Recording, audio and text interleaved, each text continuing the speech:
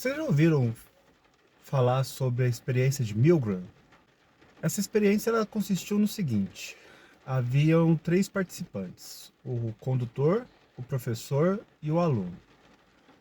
O professor era o único participante que não havia sido avisado da forma como ia ser feito o experimento. Era o seguinte, consistia no seguinte: havia sido avisado aos participantes que eles estavam pesquisando a indução da dor na aquisição de conhecimento. E havia um painel que mostrava ali choques a serem dados aos alunos que iriam de 45 a 450 volts. Os alunos eram atores e os condutores os verdadeiros pesquisadores. O professor era aquele que iria dar as questões e os alunos, se eles errassem alguma pergunta, a quem iria ser administrado choque. Só que não havia choque nenhum.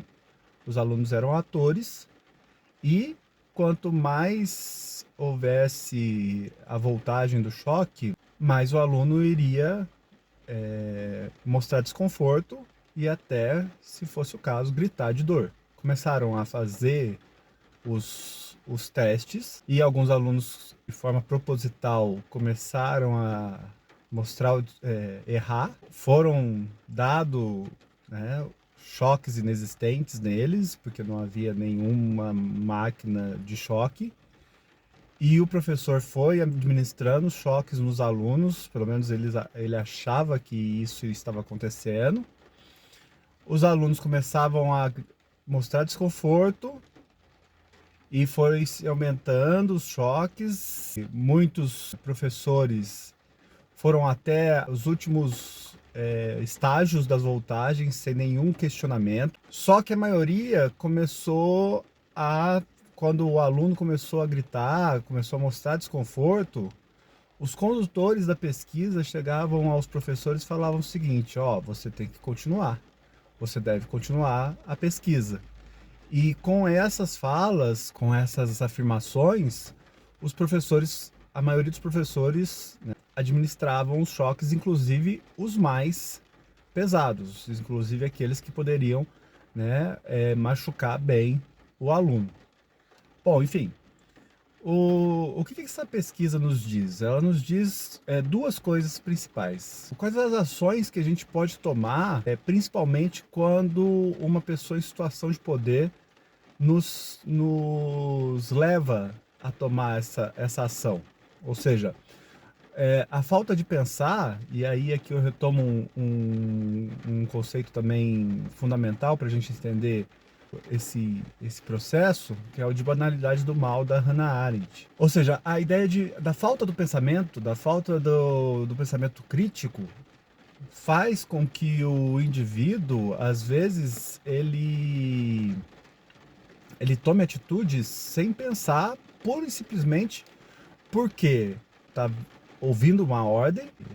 E uma outra coisa é a ideia de habituação, ou seja, você vai acostumando com atitudes absurdas e de repente aquilo você está numa atitude, cometendo uma atitude mais absurda possível e não tá achando aquilo nada demais, né? E a gente pode tomar essa situação com aquela ideia de por que as pessoas, né, que viveram sob regimes tirânicos, regimes ditatoriais, por que sempre muitas pessoas você você ouve falar que elas não percebiam o que estava acontecendo? Só depois de muito tempo, com alguns vídeos ou alguns que há ali uma conscientização, né, esses absurdos.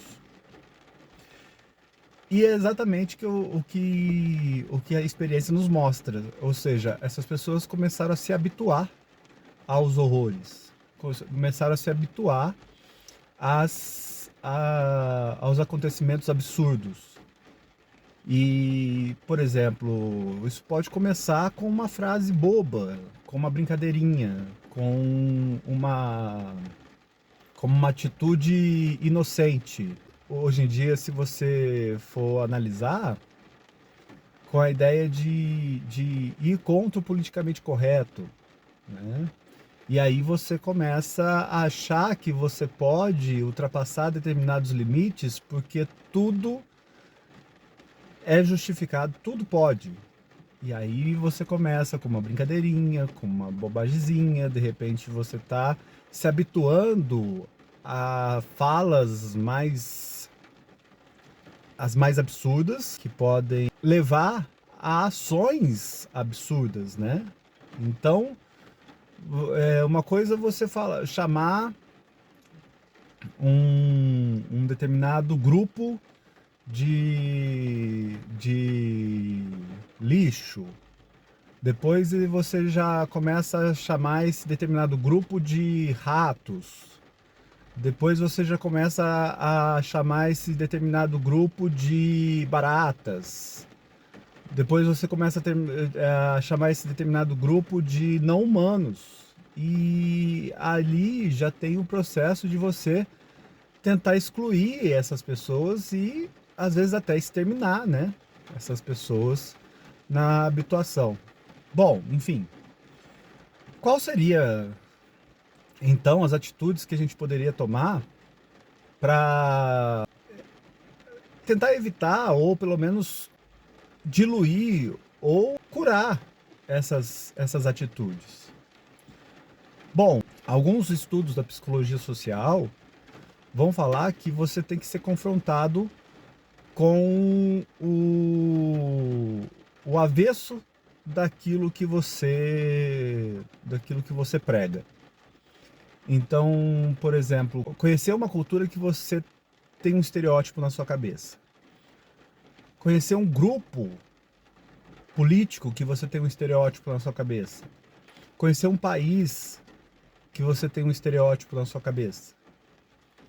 Então isso tudo leva a você a um choque de entendimento que pode levar a um processo de questionamento das suas atitudes, certo? Bom, gente, esse é o vídeo de hoje. Se você gostou desse vídeo, dê o seu like. Se você gostou desse vídeo, se inscreva no canal. Até a próxima. Tchau, tchau.